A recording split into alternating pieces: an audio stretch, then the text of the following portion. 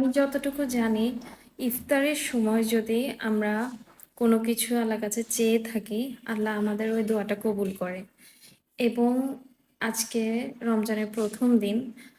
আমার এই রমজানে আল্লাহর কাছে শুধু একটাই চাওয়া, আমার বিগত ৪.৫ বছরের যত কষ্ট আমার ভিতরে আছে, আমার যত অপমান আছে আমি এগুলো ভুলতে চাই না, জীবনেও না। কিন্তু আমার ভিতরে, আমার মনের মধ্যে, আমার বুকের মধ্যে যে কষ্টটা আছে, আল্লাহ যেন এটা মুছে দেয়। আমি যেন সবকিছু ওই কষ্টগুলো মন থেকে মুছে ফেলতে পারি এবং আমি যেন রিলিভ হতে পারি। কারণ আমি এমন হারামির হারামি যে হুটহাট আমার ও ও কথাবার্তা মনে আসে এবং আমার এনজাইটি হয়।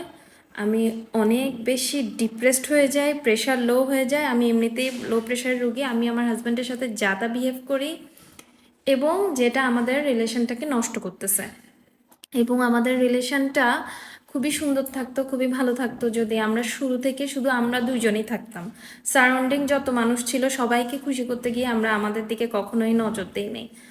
আর আমি আপনাদের সবার কাছে এইটুকু চাই যে আল্লাহই জানে কার দোয়া কখন কবুল হয়। আর এই রমজান মাসের শুরু থেকে আপনাদের কাছে দোয়া চাই, আপনারা সবাই আমার জন্য দোয়া করবেন যেন আমি ভালো থাকি, আম, একটু ভালো থাকি, আমি যেন মন থেকে একটু ভালো থাকি, আমি যেন সব কিছু ভুলে যেতে পারি। কারণ সারা জীবন তো এই মানুষগুলোকে নিয়েই আমার থাকতে হবে, যেভাবেই হোক। চেহারা দেখতেই হবে, এক টেবিলে কখনো না কখনো খেতেই হবে, এক ছাদের নিচে কখনো না কখনো থাকতেই হবে, যেতেই হবে। সো আমি যেন আমার মনটাকে হালকা করতে পারি, আল্লাহ যেন আমার মন থেকে সব কষ্টগুলো ভুলে দেওয়ার তৌফিক দান করে এবং সব অপমানগুলো যেন সারা জীবন মনে রাখতে পারি এবং সব অপমানগুলো মনে রেখে যেন সারা জীবন এরকম স্ট্রং থাকতে পারি, শক্ত থাকতে পারি।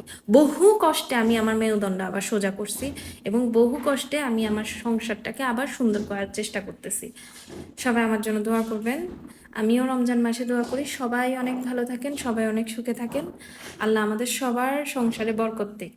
আলহামদুলিল্লাহ, মাশাল্লাহ, আল্লাহ হাফিজ এভরিওয়ান।